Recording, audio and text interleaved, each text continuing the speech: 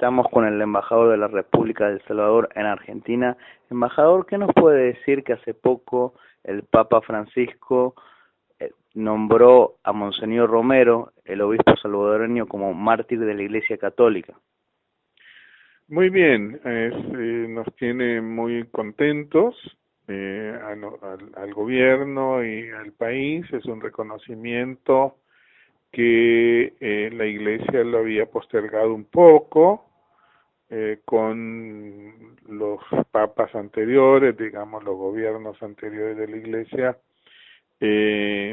venía muy despacio y con la llegada del Papa Francisco esto se ha acelerado.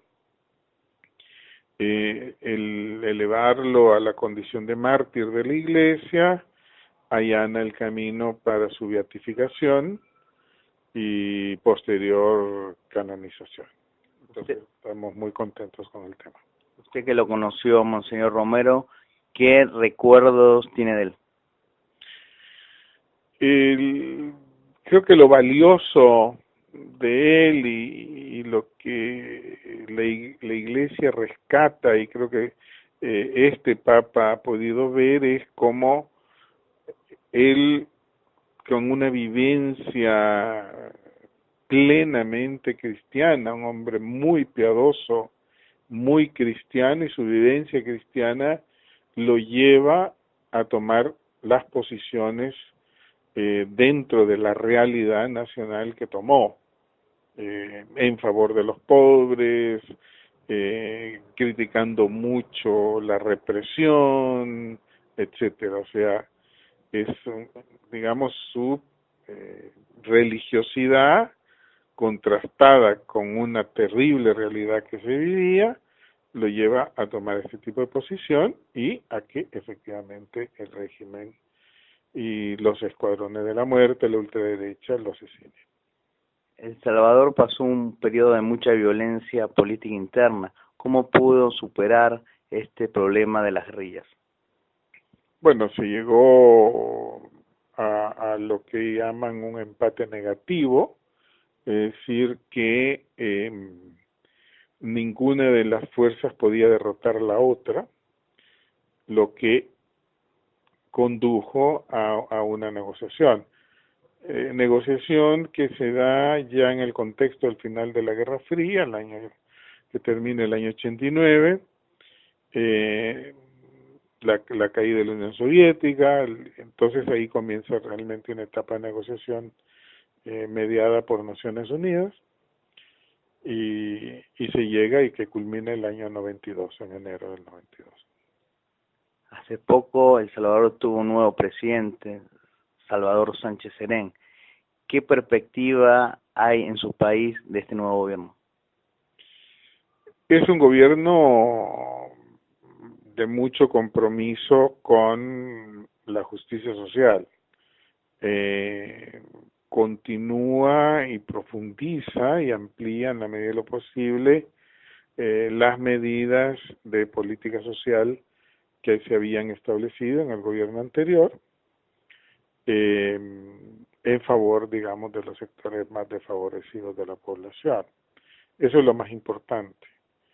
Y de ahí también, bueno, una política exterior muy abierta a todo el mundo. Antes había gobiernos de ultraderecha que tenían unos alineamientos sistemáticos, digamos, con Estados Unidos muy cerrados, y tenemos una relación de mucho respeto, muy intensa con Estados Unidos, pero también con el resto del mundo. O sea, hemos ampliado mucho hacia el resto del mundo también.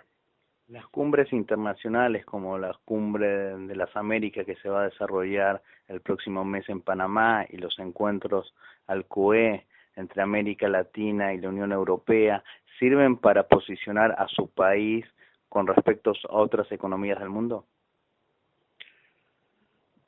Han servido en algunas instancias. Por ejemplo, con Estados Unidos nosotros tenemos un CAFTA, que es un acuerdo de libre comercio de la zona centroamericana, del SICA, y luego con la Unión Europea también tenemos un acuerdo de asociación muy amplio que incluye comercio, que incluye cooperación, que incluye cooperación política, etcétera. O sea, sí, de alguna forma las cumbres, no solo la cumbre en sí, sino pero que las cumbres sí sirven para dar impulso a este tipo de iniciativas. Hoy en día, ¿cómo son las relaciones bilaterales entre Argentina y Salvador? Muy bien, excelentes. Eh, Políticamente nos apoyamos mucho en todos los temas. Nosotros, los temas de Argentina, como el tema Malvinas, el tema fondos buitres en Naciones Unidas, etcétera, lo hemos apoyado firmemente.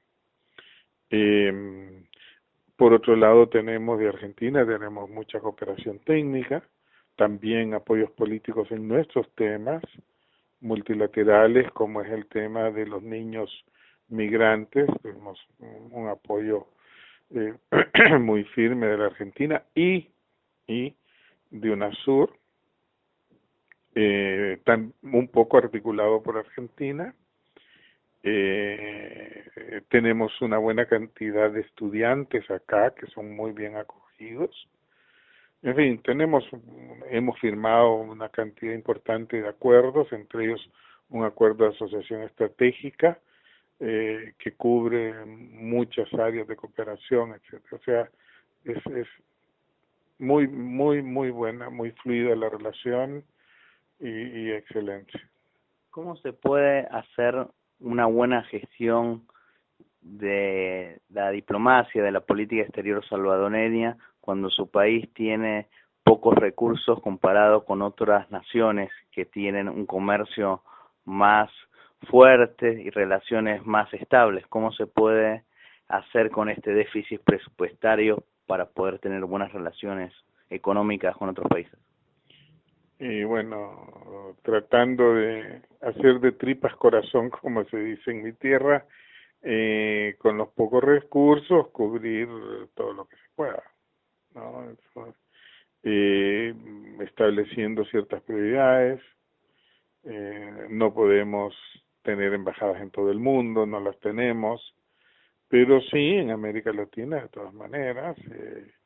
Por supuesto Estados Unidos, por supuesto cubrimos Europa también, y las zonas del este de Asia también, la India.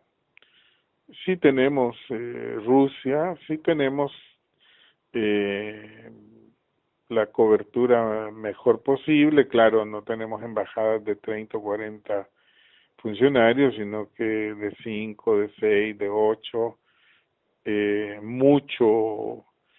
Mucho recurso se dedica a atender a los migrantes, sobre todo en Estados Unidos.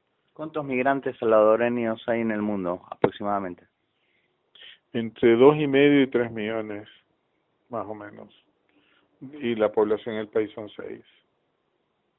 O sea, es un tema muy interesante y muy profundo, la ayuda que le dan al connacional en el extranjero.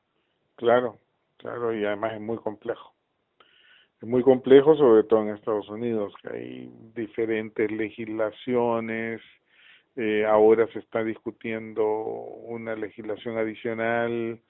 Unas legislaciones aplican a unos, otras a otros. Hay muchísimas deportaciones. En fin, o sea, es complicado el tema en Estados Unidos. Tenemos como unos 14 consulados que, bueno, se dedican básicamente a eso. ¿Por qué piensa que hay tanto flujo de inmigrantes salvadoreños en el mundo?